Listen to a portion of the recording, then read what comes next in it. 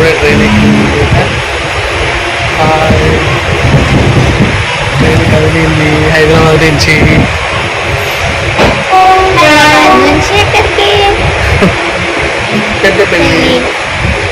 ఓ తల్లి నీకేరింతలు ఎన్నడు నా ఎద కదితాయో, బతుకంటే ఎంతటి తీపో అప్పుడే తెలిసింది.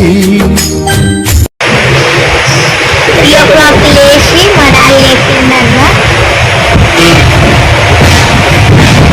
మీ జుట్టేపించింది ఎట్లా వస్తుంది నీకు బయట వీళ్ళ ఫ్రెండ్ ఎక్కిండు